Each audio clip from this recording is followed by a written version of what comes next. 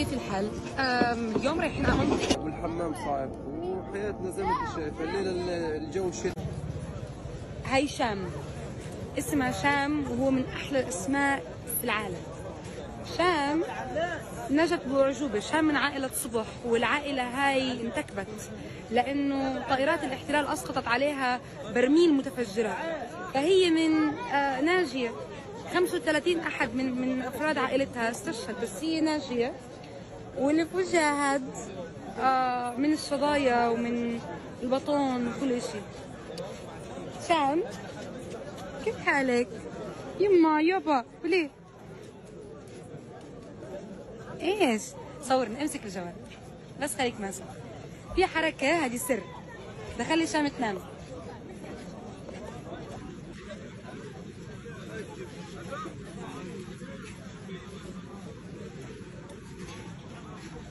زي البسس.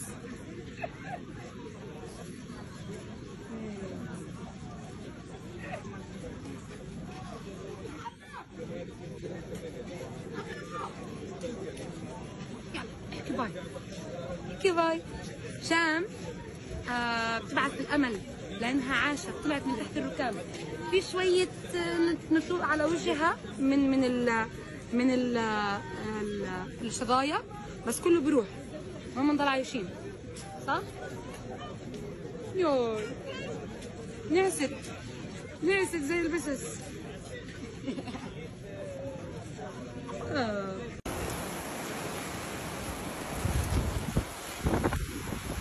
It's raining.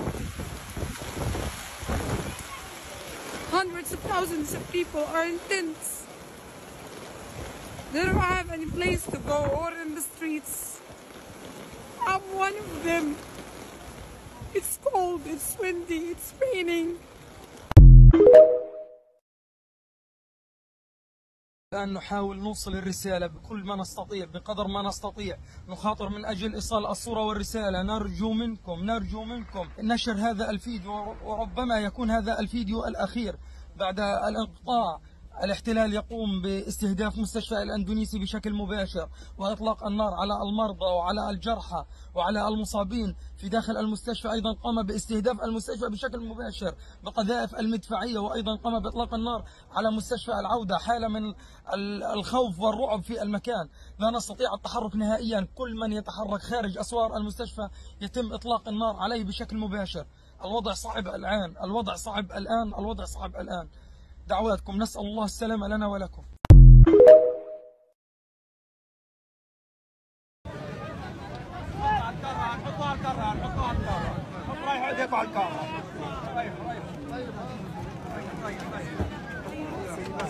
خذوا نفس. وين طريقك انت؟ اسعافي حاجة قدام. في واحدة ثانية مصابة معانا. اسعافي حاجة قدام. يلا للاسعاف قدمها.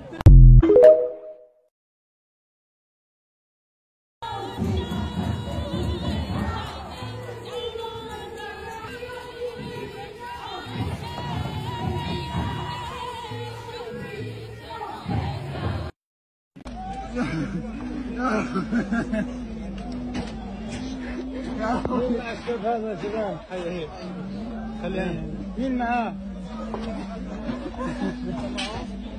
يا ربي يا احمد، يا رب يا رب يا رب.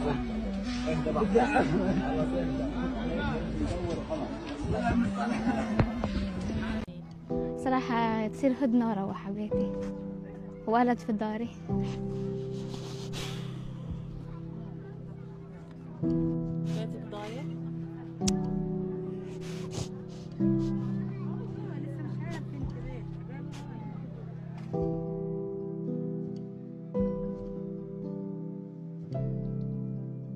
صابرين سمير العطاونة من الشمال، عزبة بيت حنون، عمري 19 سنة. أنا فت التاسع، بس ما كنتش عاملة احتياطاتي وأنا خايفة أقلد هنا الصراحة، لأني بلد قيصري وعندي دمي كل شهر بنشفط. أنا جيت كان دمي 7 كل شهر، الشهر اللي فات 7. بعرفش الحين أنزل ولا لا. رحت بتعب، ضغطي بنزل، دقات القلب بكون سريعة عندي. هذا وضع مع الخوف يعني أكيد حيصير هنا يعني حامل وحرب. How do you feel if you lived in a world that refers to you and your people as human animals? How would you feel if the world can justify the cutting off of your water, food and electricity at the click of a finger? How would you feel if the idea of a ceasefire to stop the killing of your people was a controversial topic for world leaders? This is Palestinian dehumanization.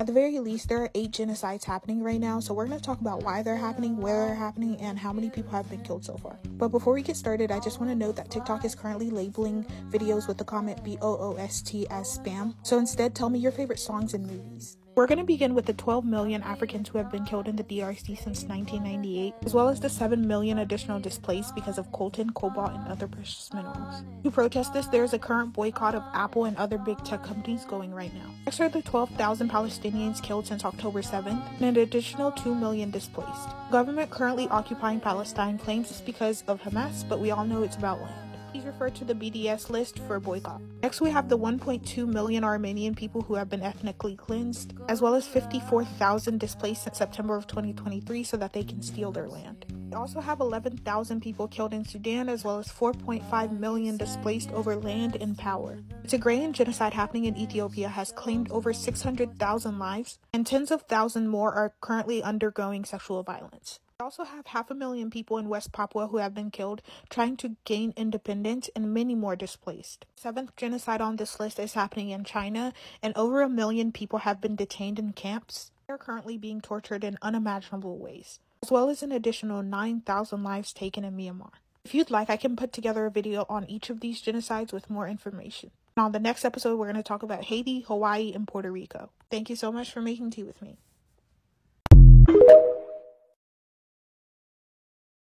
This video is just a reminder that there are still 800,000 civilians in the north of Gaza. Israel has managed to make some people of them evacuate to the south of Gaza, but there are still 800,000 people there. So those 800,000 people are cut off the world. There's no internet, there's no connection, we don't know what's happening to them, and Israel is bombing them non-stop. Don't let them make you think that only the people who are in the north are from the H group, because they are not. 800,000 Palestinians are still there.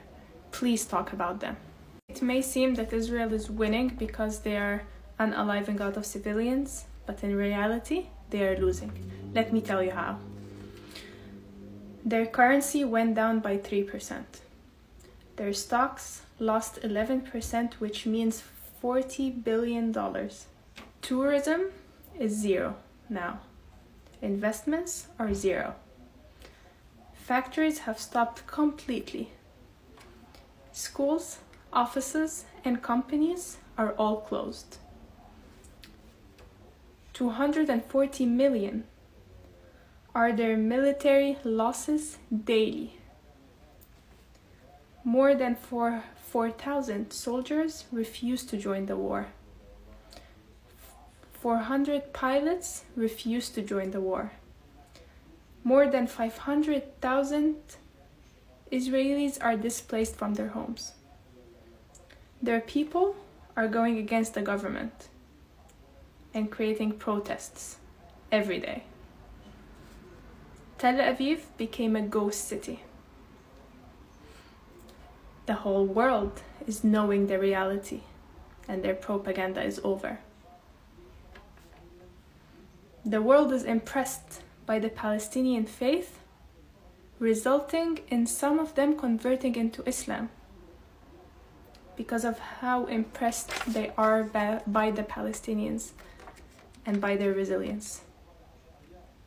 So all of these are wins for the Palestinians.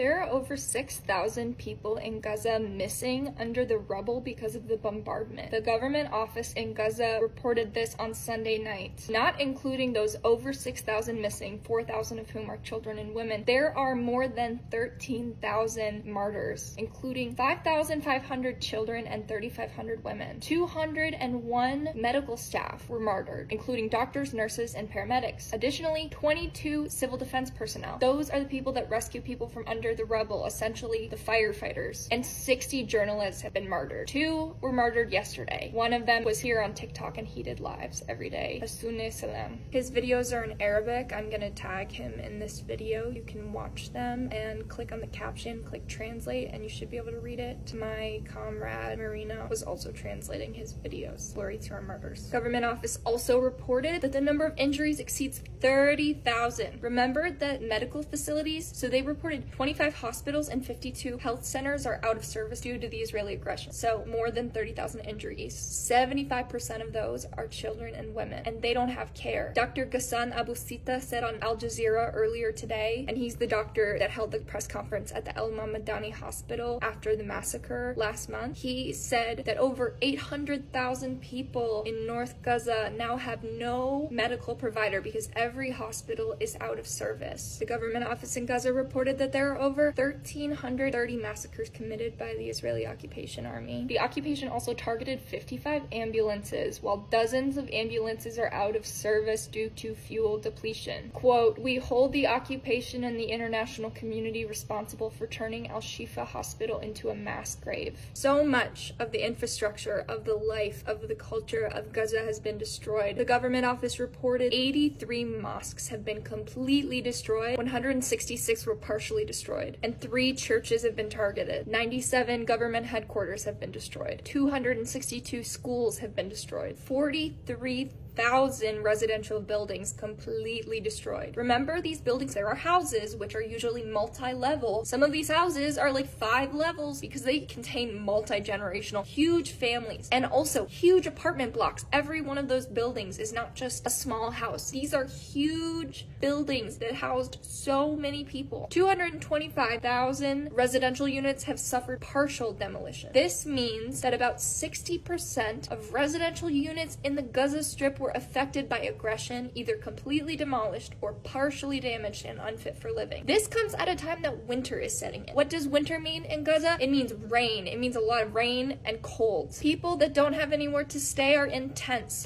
that leak water. If you have ever watched Syrians in refugee camps on TikTok lives, because a lot of them do lives, which I highly recommend if you have anything to give to them because you can help them a lot, but they talk about all the time on their lives that their tents don't keep them dry, that they leak water all the time. So people in Gaza are being bombarded, they're being starved, they are in tents that leak water. They're going to be bombarded not only by bombs, but by rain and cold, by pestilence, by disease. They already are being. Oh yeah, and sewage has been flooding in the streets. And guess what? The Israeli occupation government actually decided they don't want sewage flowing in the streets a day after this happened. And they said it was because they didn't want disease to spread among their soldiers in their ground operation. And that's why they gave the UN a small supply of fuel to get those pumps that keep the sewage down, to keep those going. That's why they care. They don't want disease and their soldiers to get sick. They said that could be devastating for their ground operations. The occupation government announced this in a speech by the head of the Israeli National Security Council, Tzaki Anegbi, 2 days ago. I first saw this on Al Jazeera Live.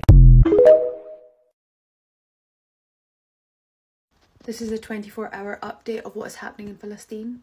The death toll is still inaccurate, but estimated that it's over 12,000 people now just in Gaza alone. In a joint mission by the World Health Organization and Palestinian Red Crescent, 31 premature babies, 6 health workers and others have been evacuated from Al-Shifa Hospital. They've been transported to hospitals in the south of Gaza, but those hospitals are already overwhelmed. So there's growing fear about disease spreading as well as a cholera outbreak happening. Reliable notions of local media in Israel are reporting that Hamas had not planned to attack the music festival on October 7th, and that Israeli military helicopters fired on what they thought were Hamas assailants and hit festival goers instead. In the last 24 hours, at least 15 people have been killed in air raids on the central and south of Gaza. 13 were killed in a home in a Nusrat refugee camp. And this morning, Washington said that a deal was close to being brokered between Hamas and Israel, but since then, no deal has been reached yet. It is November 19th. I have updates for today. If I miss anything, please comment it. 259 patients remain at Al-Shifa Hospital who are unable to move. All remaining hospitals in North and South Gaza are overwhelmed and packed. 3 makeshift hospitals will be set up, but they are in need of more than just 3. The 31 premature babies from Al-Shifa will be transferred to Egypt through the Rafah crossing, possibly alone, unless their families can be contacted. But it's possible that many of these babies are already orphans. Israeli terrorist forces purposefully sabotaged equipment at Al-Shifa Hospital, including the ECG and the MRI machines. Sanitation services have ceased and sewage is flowing through the streets of Gaza, causing an uptick in disease and illnesses. The water that many children are drinking from is completely polluted, but they feel that they have no other choice. And many of these children are ending up with severe diarrhea and no medications to help. 6 journalists were killed in Gaza overnight. Mustafa al-Sawaf, a journalist, Musab Ashur, a photojournalist, Amir Abu Haya, an engineer for Al-Aqsa TV, Abed Al-Halim Awad, administrator for Al-Aqsa TV, Sari Mansour, a journalist with Quds News, Hassoune Salim, journalist with Quds News. There was an Israeli strike on the Kamal Adwan hospital in northern Gaza, and it hit the children's department. On top of the lack of housing, clean water, food, medical help, there are also rainstorms that are hitting Gaza right now, only adding to the terrible conditions that people are having to suffer through.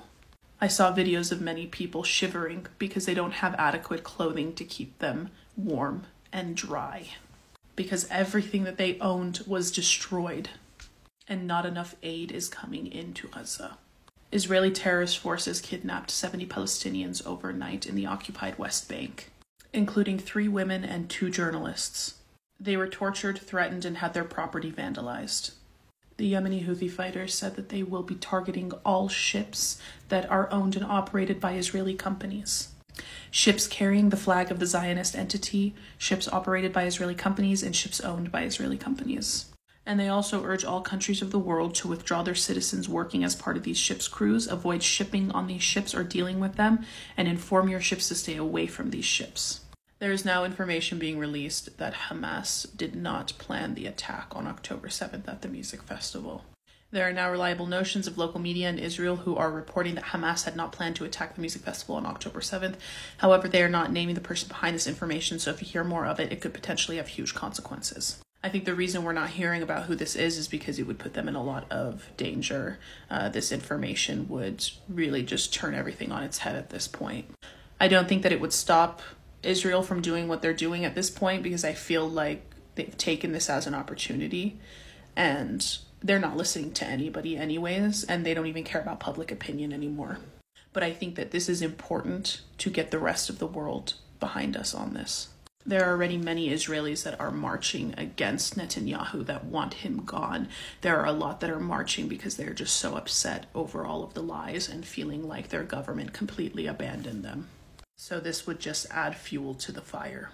Remember to protest, boycott, and organize. From the river to the sea, Palestine will be free. I love that we all know the shape of Palestine, the exact shape of it, from the river to the sea.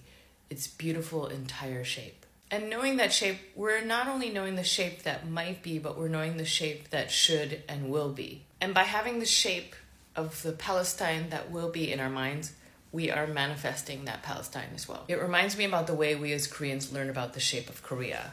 It looks like this, and there's even a shorthand on how to draw it quickly in geography class in Korea. The shape that I've always learned is a unified one Korea. There's something truly so powerful about having that vision in your mind about the way a land can exist when it comes to the idea of land, not just geographic land, but the idea of land in connection with its people. And this is why the idea of land back and indigenous sovereignty are so critical to the idea of liberation. Because unlike imperialist colonial ideas of the land, which are seen as something to conquer and property to own, land, as indigenous folks know, is not only physical. It's spiritual and ancestral, and it's not there for taking, but it's there for giving. Land can actually never be taken through genocide. It can never be taken from its people. It certainly can be occupied and colonized, as we've seen around the world, but that land never actually ever belongs to the oppressor. They think that they own it, but they don't, and they never will, because land will always only connect to people who are not taking it. And in liberation, freeing the people means also freeing the land.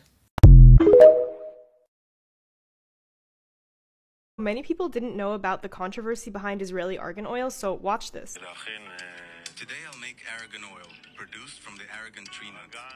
This tree grows naturally only in Morocco.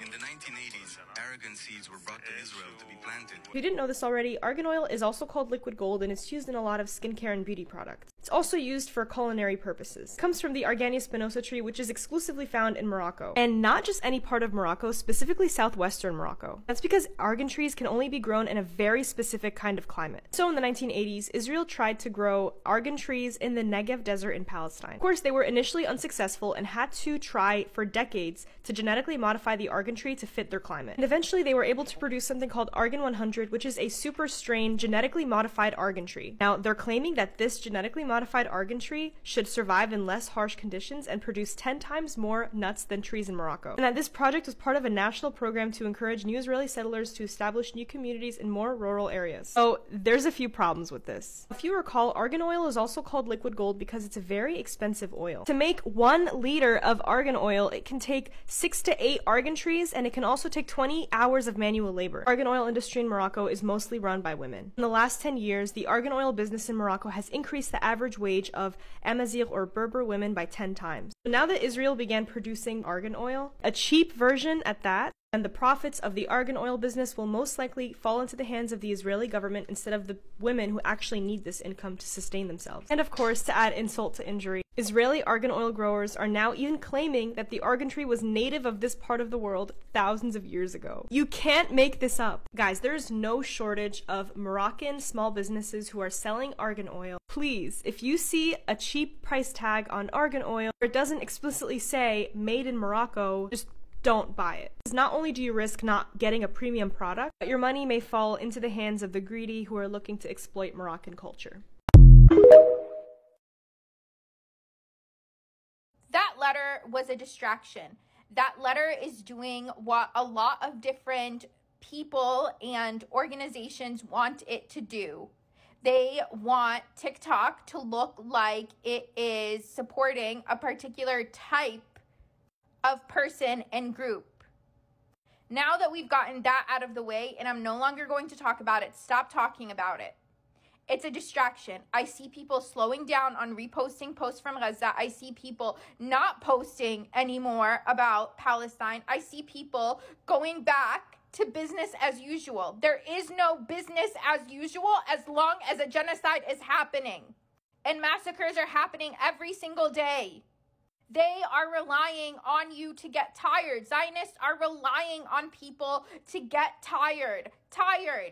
12,000 people have been killed by Israel. 12,000, and more information is coming out about October 7, about how many Israelis Israel actually killed. Keep pressuring your representatives. Keep going to actions. Join organizations. It is not back to business as usual.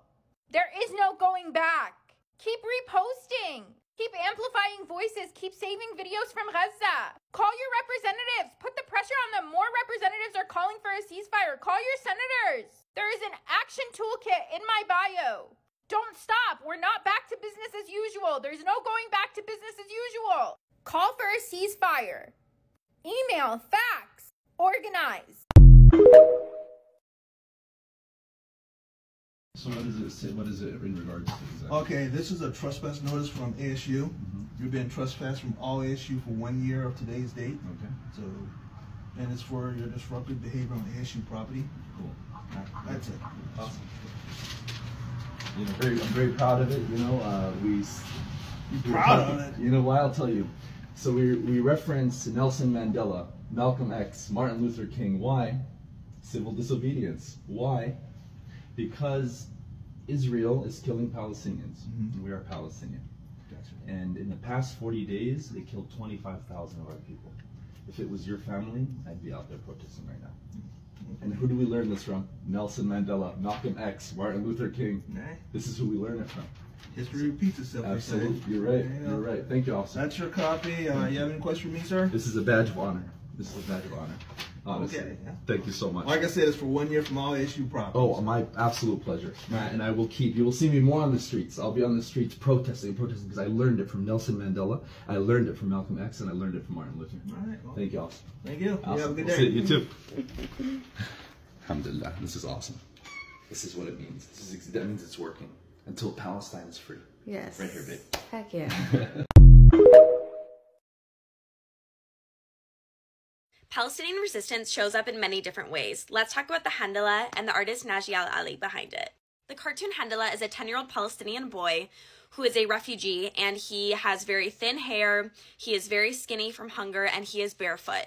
His hands are clasped behind his back, symbolizing rejection to outsiders imposing a solution for Palestinians. Now, Handala was originally facing forward, but at some point, Najial Ali turned him around, making him face the back as a way to show disappointment in the fact that America and the Arab world is normalizing relations with Israel. Handala has become a sign of Palestinian defiance and an icon all around for the Palestinian struggle, and his story is very similar to that of the artist Najial Ali who created him.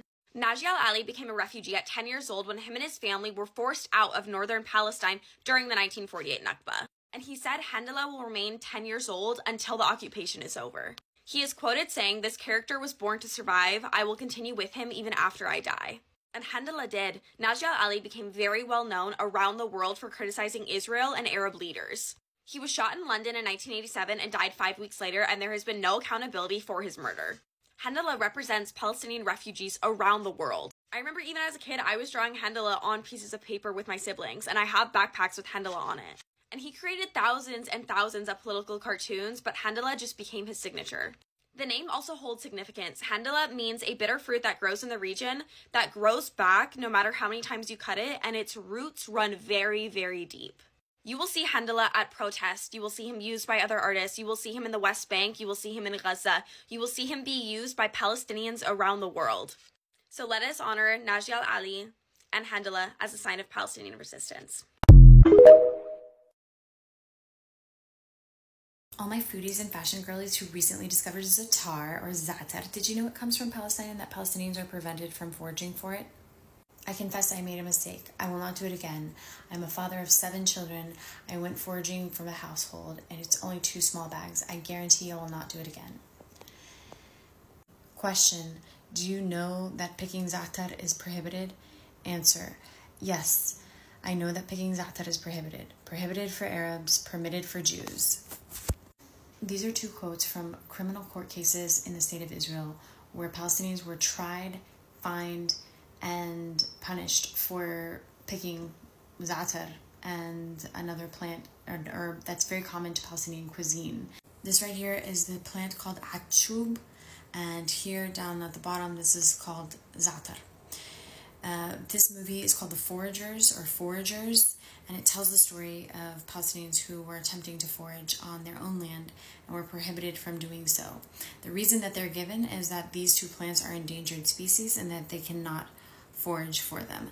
However, if they were endangered, wouldn't everyone be prohibited from foraging for them? Why is it just the Palestinians? Because apparently the settlers and Jewish citizens of Israel are permitted to forage for these. Signs Israel is losing part 13. God's chosen lunatics have completely destroyed their credibility. This police report shows that it was an Israeli military helicopter fired at Hamas and Nova Festival participants. Their lies are so ridiculous that even CNN can't spread that BS anymore. CNN said that the IDF staged the weapons found in Al-Shifa. Looks like Israel has become a liability to the US. And according to this TV host, they know it. He says that they are ready to fight the US. Talk about being delusional. Netanyahu, your plan failed. You can try to put as much pressure on Egypt as you want. That ain't gonna work. President Sisi told the EU again that he's not gonna allow the ethnic cleansing of Gaza. And by tomorrow, all the Arab country leaders are meeting in China to push for the ceasefire. They are meeting in China because it's 2023 and the global south has power now. And in any case, the whole world is standing with Palestine. The hashtag Free Palestine has 25.5 billion views, while I Stand With Israel has 440 million. Looks like the bots aren't doing a very good job. I think it's important to remember that even before this escalation and even before we all watched occupation forces raid a hospital, that medical apartheid was a key feature of settler colonial violence that was already affecting Palestinians at baseline. The colonizer playbook they're using has chapters written by the Americans and by the Brits and by the Spanish. The weaponization of disease is not an uncommon manifestation of colonial violence. I mean, you think about the colonization of the Americas and how indigenous peoples here were wiped out by diseases brought from Europe like smallpox. We're already seeing suffering and devastation from this manufactured scarcity of resources.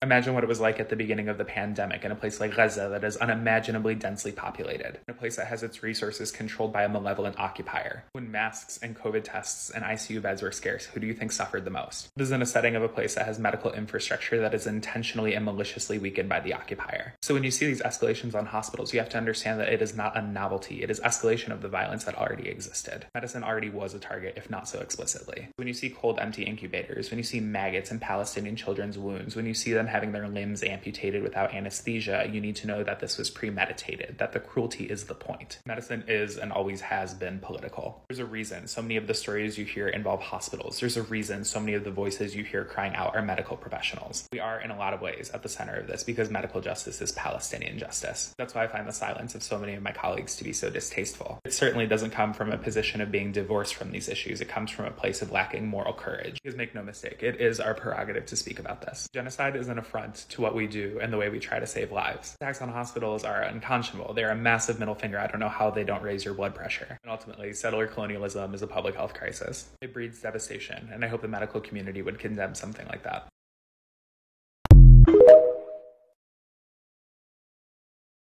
This is a message for all of my Gen Z and millennial people on TikTok who are supporting Palestine. The Israeli occupation is terrified right now. They are literally shaking in their boots. I just want to reassure you guys that our boycotts are terrifying them. Boycotts are so dangerous to the Israeli occupation that one time an Israeli official said that boycotts are more dangerous to the future of Israel than Hezbollah is in Lebanon. And that is because occupying people and ethnically cleansing them is really expensive. In fact, one of the main reasons that the South African apartheid regime was dismantled and fell apart was because it became too expensive to have an apartheid, and the boycotts in South Africa were destroying the apartheid regime from the inside out. The Israeli occupation needs to be able to pay people to come and live in Israel. It needs to pay people to come live on stolen Palestinian land. In fact, the closer you live to Palestinians and the more land you steal, the more money that the Israeli government gives you. Like the illegal Israeli settlers who live on stolen Palestinian land right outside of the Gaza Strip. Let me just take out my map to show you. This right here is the Gaza Strip. All of the illegal Israeli settlements and all the illegal Israeli settlers that live right here outside the Gaza Strip, they're paid 4 times more than the illegal settlements here in the West Bank. On top of all of that, the Israeli settler colony has to pay for stuff like extra military security to protect these illegal settlers. On top of that, they have to pay for stuff like maintaining their apartheid walls and their segregation laws. For example, in the settler colony of Israel, there are roads that are only for Jewish settlers, and there are schools only for Jewish settlers, where Palestinians are not allowed to enter simply because they're Palestinian. Now, these Jim Crow-like segregation laws not only discriminate against Palestinians and enforce an apartheid system, they're very expensive to enforce because you have to have security everywhere to make sure that Palestinians aren't using these systems. They have to maintain them. They have to build entire road networks separate from the Palestinians. The thing is, colonization is really expensive, and boycotts terrify colonizers because it means that they're not going to have enough money to pay for all this BS, to simplify it. On top of that, the fact that there's a global awakening in support of Palestine is not only terrifying Israel, it's showing it that its colonization is going to come to an end soon. Just like how French colonial rule in Algeria eventually came to an end, Israel knows for a fact that their colonial project is coming to an end, and they're clinging on for dear life. So don't think that your attempts aren't doing anything. You might not see an instant response to what your activism is doing, but there is a long-term goal here, and it is the liberation of the Palestinian people. Because people are realizing you don't have to be Muslim or Arab to support the Palestinians. You have to be human. People are realizing that if we're gonna stand up for one oppressed people, we have to stand up for all oppressed peoples. So keep posting, keep boosting, keep liking, keep protesting, keep calling out your politicians, keep raising hell. There is no business as usual while Palestinians are dying. The Israeli settler colony thinks that the old will die and the young will forget. Well, I mean, yes, the old will die, but the young will definitely not forget. Now is not the time for pity or despair or to feel bad. And trust me, as a Palestinian, I know that these times are extremely heart-wrenching, but this is not the time to be sad or be down. It's time to use that sadness, use that frustration, and turn it into passion. Turn your frustration with the world into motivation to change. Make a positive change. Get up and go raise hell. There is no business as usual. And as Muslims, keep praying. Our prayer should be a center of our activism, not an after effect. Because if we're not expecting Allah's help, then whose help are we expecting? May Allah protect the people of Gaza, and may Allah give all of you strength and continue to motivate you to make a change in this world.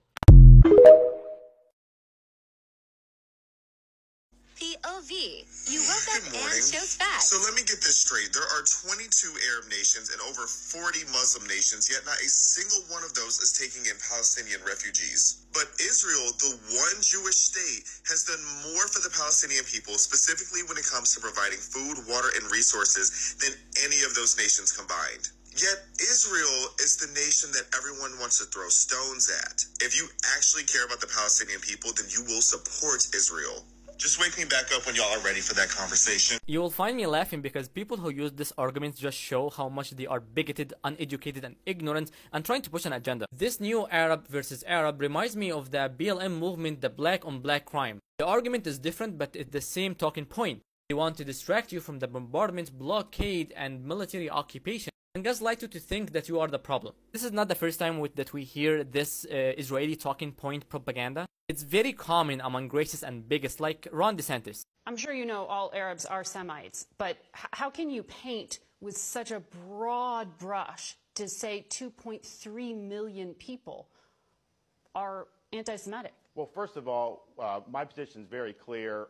Those Gaza refugees, Palestinian Arabs, should go to Arab countries. The U.S. should not be absorbing any of those. So they elected Hamas. Let's 2006, and then the military occupation happened after that, where they went in and haven't allowed elections since 2007.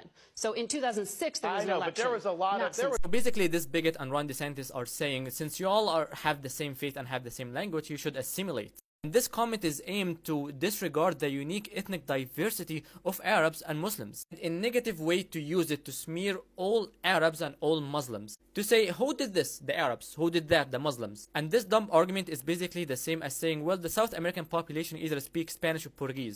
That means they are the same people. And the reason why the majority of the countries in the MENA region speak Arabic is because the Islamic conquest and the spread of Islam, for a different historical reason, the majority of South American countries speak either Portuguese or Spanish because of colonization. And I know that I'm using big words, but MENA stands for Middle East and North Africa. That argument does not address the main point, which actually shows sadistic and inhumane nature. Why would a group of people become refugees in the first place? But what that bigot is saying has some truth to some extent. Because Arabs and Muslims in the Middle East used to be one nation, until Western European colonization carved our land, and putting some weird straight lines to divide ethnic groups, which is referred to as the Sykes-Picot Agreement, in which great European powers like France and Great Britain divided the lands while being drunk. These people were high while dividing straight lines between the MENA region, and that's a historical fact. Because if these Muslim powers can have their own oil from Saudi and Libya, and their own agricultural resources from Egypt and Sudan, minerals from Tunisia, Algeria, and Morocco, this nation would be indestructible. And that's what Western powers were afraid of. Like, if they want Palestinians to become refugees in Arab Muslim lands, why did they divide our lands in the first place? So they divided our lands, controlled our resources, and installed their nationalistic ideals for us to keep fighting among each other. And the last thing before they left, to overcome their anti-Semitism and decades of prosecutions of European Jewish community, in 1947 they divided the land of Palestine to keep a Western foot in the Middle East. And with unconditional Western support in its futuristic wars, the Arab land kept shrinking, until this 40-kilometer long strip of land became the most densely populated area in the world, hosting 8 refugee camps of those Palestinians who were kicked out in the Nakba of 1948 and were kept under a siege, air and sea blockade by Israel. Palestinians are the only people who live in refugee camps in their own lands, because Israel made sure when they kicked them out that they never returned to their homes. So to put it in simple words, the people who did this partition in 1947 up other laws for those who are under occupation. Any occupying power is responsible for respecting the fundamental human rights of the population under its authority. Which means since Israel is the occupying power trying to keep the Palestinians contained in Gaza, they are responsible to provide them with electricity, water and all basic needs. Which Israel made sure in doing it, they actually calculated the calorie intake of all people in Gaza to keep the Palestinians under their control. Since we're talking about Muslims and Islam, let me teach you something as a Muslim. Muslims are instructed to shave their armpits and genitals once every 40 days. So, I don't know about that situation. The history lesson is done. Now go back to sleep, boo-boo. If you, like me, didn't really know what life was like for Palestinians before October 7th, let's talk about it. Your home is not your home. Israeli soldiers can come in at any time and use your home for a base of operations, confining you to a floor or even a room for days, weeks, or months. Even worse than that, you can be kicked out of your home that's been passed down to you for generations at a moment's notice. Israeli soldiers will either bulldoze it to create more illegal settlements, or just have a family move in who just came to Israel from anywhere in the world. You live in a heavy apartheid state. There are Israeli military checkpoints all over your hometown. Places that should only take a few minutes to get to can take hours because of this. And if you have an accident, like Ahmed Erakat, you will be shot and unalived. Even if you have your arms up and you're moving backwards to show you meant no harm. The worst part of it all, you can't keep your children safe. 200 to 500 children are arrested by Israeli soldiers every year. Would you be able to live like this before getting desperate for freedom? This is Dr. Hassan Abu Sitta. He's a British Palestinian reconstructive plastic surgeon who has been in Gaza for the past few weeks helping out Palestinian patients. You might recognize him as the doctor who gave a press conference at Al Ahli Baptist Hospital after it was bombed by the IDF. This morning, upon the request of Al Ahli Hospital administration, I moved from Shifa Hospital to Al Ahli Hospital to help out with the treatment of some of the wounded, as the number of wounded had exceeded the number of beds in the hospital. In the evening, after we finished one of the surgeries, we heard a missile screech following by a huge explosion. As a result of the explosion, part of the ceiling of the operating room fell. As I moved towards the outside of the operating room and towards the emergency department, we could see bodies of children piled up, both dead, not moving, and wounded. If you haven't been following him, then you might not know that on October 16th, he was really upset after finding out that police in England went to his home and questioned his wife on why he was in Gaza. He tweeted, "I will not stop speaking out on behalf of my patients and bearing witness to the crimes that are being committed." And later that evening, he spoke to BBC News to tell them what happened. "I think it's a brutish attempt of harassment and silencing. I remain committed to speak on behalf of my patients and these families that are being destroyed. I need to find out why someone thought it was a good idea for them to show up at my house and ask my wife which part of the hospital I'm in, why did I go, who paid for my ticket, and which charity do I work for?" At these difficult times, my family is seeing this bombing unfold, knowing very well that I'm in the midst of it, so to have them harassed in this way is just bizarre. Even with his family being harassed and knowing that eyes were on him, he continued to stay and help Palestinians in Gaza. With conditions worsening and hospitals getting shut down, this morning he posted to Instagram saying, "I left Gaza yesterday. My heart and my soul are still there with my patients. I remember their names and their wounds. I will fight until they receive the treatment they need and the justice they deserve. My heart is broken in ways I never knew was possible. I can only imagine that this decision was not made lightly, and I want the world to remember his face and remember his name. Because when I think of a real-life superhero, I think of this man alongside thousands of Palestinians who risk their lives every day to help out their community and get the word out to the world. Gaza have taught the world, Palestine have taught the world a valuable lesson in humanity. It showed us how to be human, how to feel with other humans around the world. From Congo, from Sudan, from Syria, from Iraq, from Yemen, from every single place is being abused and have a genocide is being committed against them. Palestine has showed us the way how to feel with other human beings. Palestine showed the world how to be human. Palestine taught us how to know who's racist and who's not racist. Palestine has showed us the real colors of some people we took as role models, as famous actors, famous human rights supporters. They showed us the real colors, who they stand up to. They stand next to money, or they stand next to their dignity and their souls. Their people sold their souls free. Their people got paid to march in protest to support genocide. And I guess we all know who's human and who's not human right now. I can almost guarantee you that in the next few days, gas prices are going to go up. And here's why. For those of you that don't know Bab el-Mandeb Strait, it's a strait between Yemen and Djibouti, and it actually connects the Red Sea to the Gulf of Aden. Now you probably wonder, what do this have to do with the gas prices? What?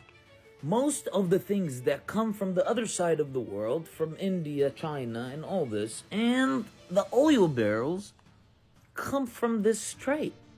Now Yemen, as we know, they are standing with Palestine and they are helping Palestinians through this war.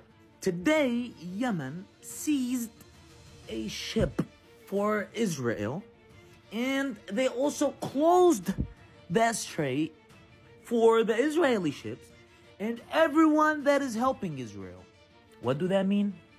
That means a lot of the things that you are getting right now, you won't probably be able to get it no more.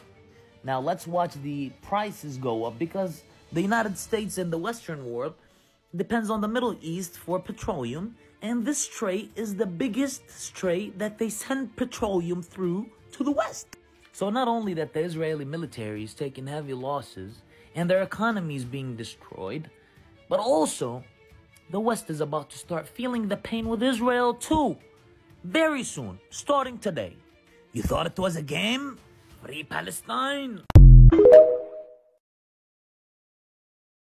Did you know that Israel's been involved in the oppression of people all across the world, not just Palestine? Let me list out a few examples. Israel was actively involved in the Rwandan genocide in 1994 when they supplied weapons and arms to the Hutu militias who killed over 1 million civilians. Israel was also involved in the apartheid in South Africa. They were a staunch ally to South African apartheid, and they provided anti-riot vehicles and weapons to use against the native black population. And the Zionist Federation very much looked at Nelson Mandela as a terrorist. Israel was also involved in the Mayan genocide in South America from 1960 to 1996. Throughout the Guatemalan Civil War, over 200,000 Mayan indigenous people were killed and over 1 million were displaced. The Guatemalan state forces that were responsible for this were trained by the IDF. Israel gave them over $38 billion in arms to fill the gap and complete the genocide. There's also 1995, when Bosnian Muslims were killed. In 1995, over 8,000 Bosnian Muslims were killed by the Serbian army, who was trained by the IDF. The Serbian forces ethnically cleansed over 250,000 Bosnian Muslims across Croatia and Bosnia, and who knows ethnic cleansing better than Israel? And the crazy thing is, many of those who were responsible for this genocide fled to Israel, where they were granted citizenship so they could avoid arrest and prosecution. And one other thing that deeply affects Americans and the policing system system is that Israel and the IDF literally trains the police system in America. In fact, the knee-to-neck restraint that Derek Chauvin murdered George Floyd with is very popularly used by IDF soldiers against Palestinian civilians. In fact, after 9/11, the IDF trained the NYPD on how to surveil Muslims, because the IDF are experts on surveilling Muslims and sitting in on their masjids and using something to criminalize them. A lot of the post-9/11 New York Police Department's behavior towards Muslims was inspired by the IDF's behavior towards Palestinian Muslims. To name a few more, Israel also aids India's occupation of Kashmir, and they've also been involved in the violence in Chile and Armenia. The biggest point that I'm trying to make is that the Palestinian struggle for liberation against Israel is connected to all of our liberation movements around the world. And none of us can truly be free until Palestine is free.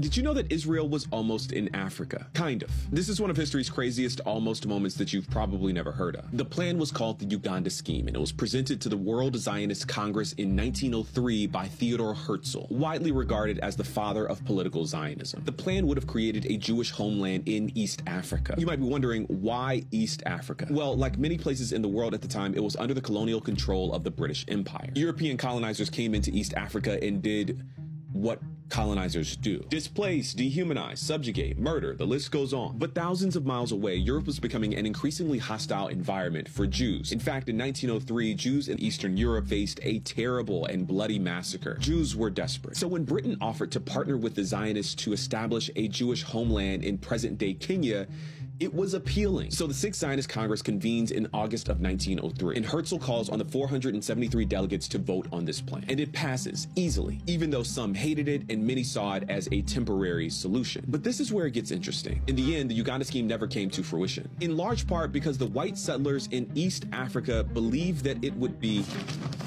unfair to them to be displaced by settlers. They established an anti-Zionist immigration committee and published their disapproval in a local newspaper, causing Britain to withdraw their offer to the Zionists. All of this makes me wonder what the world would look like today if the Jewish homeland was anywhere else, or if the Palestinian people were white. So here's a lesson from the movement to end apartheid in South Africa. Apartheid ended in large part because it became too expensive to sustain. With the combined local and global efforts, it became impractical and pretty much impossible to keep this system in place. And obviously boycotts and disinvestment had a huge part to play in this, but also it is expensive to spread disinformation and propaganda. And I think this is true today, if not even more true than it was back then.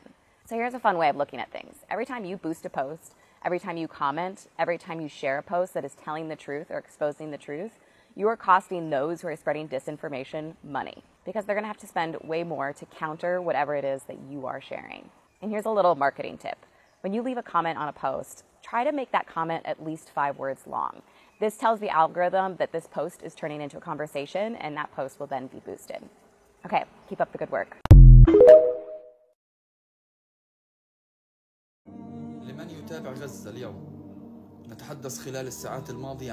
So the man that you just saw is no longer with us. He is one of 34, probably more, journalists have ended up being unalived while having to record the suffering of their people, needing to record the suffering of their people. Because ultimately, if they do not do so, who else will? They are targeting the only way that we know what's going on. If you have a press vest on, they're targeting them. Please continue to uplift their voices. Call your representatives. It's not that fucking hard. Leave a voicemail, email, fax them. There's ways now which all you have to do is press a fucking button. People are losing their lives. I literally just saw one of these journalists post the fact that they feel as if they're a trend that is dying. Do you understand how dystopian? People want to be talking about dystopian for holding influencers accountable for the platform in which they have. And yet what is dystopian is the fact that a genocide is a trend. What the actual fuck? Hey, Hamas feeds hostages, Israel shoots through hostages, so it's not the same thing. When I say that if the state cut off the power to my kid in the NICU, it would cause me to become extremely active extremely quickly in a terroristic sort of way. And then somebody says, yeah, but would you reserve some of that anger for the people that were using you as a human shield? I would not, because the people who are using me as a human shield value my life. They value my life so much that they empathize with their attacker and assume in their human empathy and understanding of how humanity works, that person wouldn't shoot through a hostage to get to me. So because I value my life and I value your life and they value your life, they have to value my life. Similar to how I value my own. That's why they use a human shield. Meanwhile, Israel shoots through the human shields using helicopter rounds. Like, not like from an attack helicopter, as an attack helicopter. The big bullets. The tuk, tuk, tuk, tuk, tuk, that kind of shit.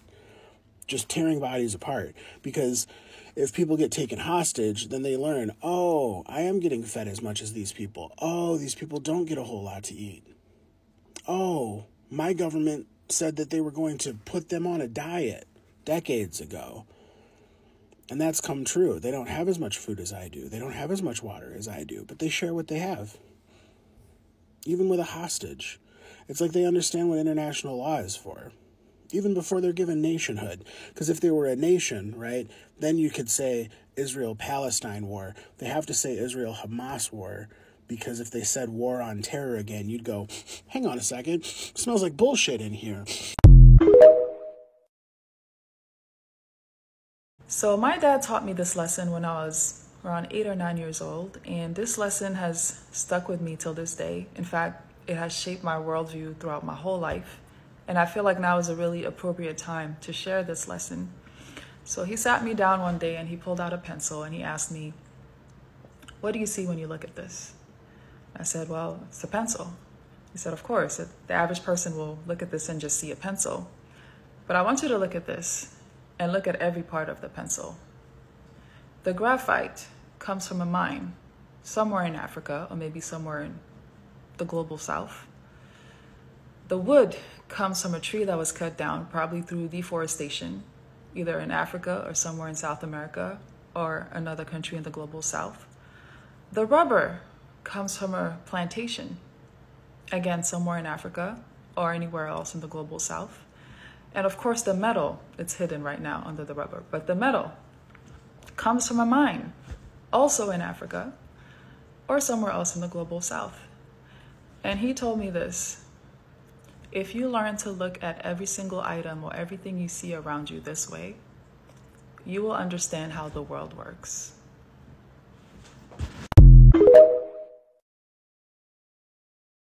Israel bombed another refugee camp, but this time it wasn't in Gaza and the targets were not Hamas. They killed 5 people firing a missile at Fatah's headquarters in Balata refugee camp. And if you don't know, Fatah are Hamas's political rivals and the ruling party of the West Bank Palestinian Authority led by this guy, Mahmoud Abbas, who governs over the West Bank, or at least the parts that Israel will let him. And funnily enough, Abbas's government is actually an ally of the US and Israel, due to his security coordination with Israel to basically maintain the occupation and limit Palestinian resistance against their occupiers. So basically, not Hamas. And to make matters worse, Israel's offensive bombing took place in an area where the PA is supposed to have full control. Are you still convinced this is about fighting terrorism and not just Palestinian existence?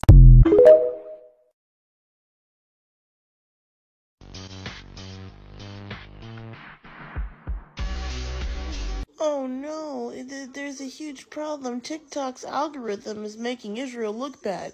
It's definitely not doing shit like this that's making us look bad. Y'all, so I am standing right here on Lakeshore Drive, one of the busiest street thoroughfares in Chicago, and it is completely shut down because protesters have taken the whole thing. USPCN, CJP, yo, good work.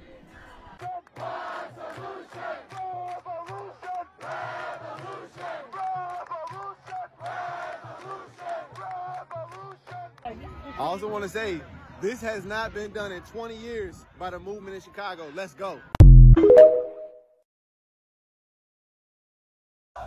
If you insist on calling this a holy war, then we accept your premise.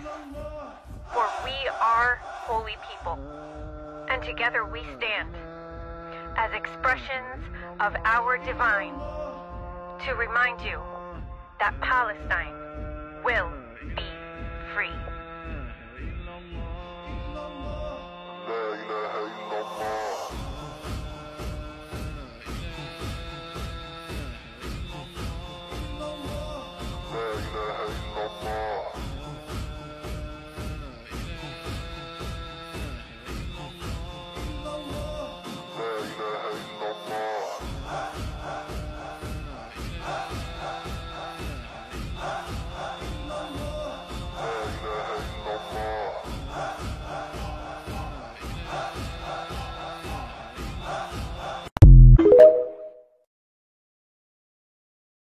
America's planning to kill everybody on Earth to keep themselves on top. Yes, that's right. Funding conflicts in Ukraine and Palestine to sell their dirty fracking greenwashed LNG abroad.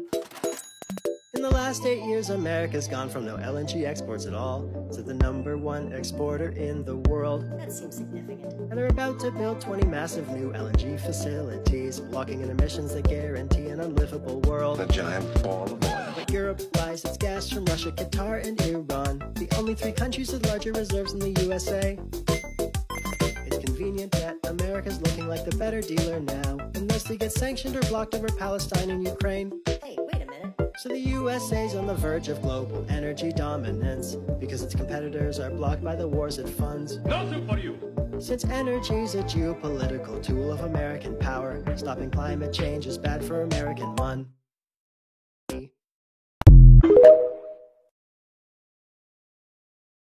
To liberate our country, to have dignity, to have respect, to have our mere human rights is something as essential as life. Don't forget that it's not just about free Palestine, but the Palestine that's freeing us along the way.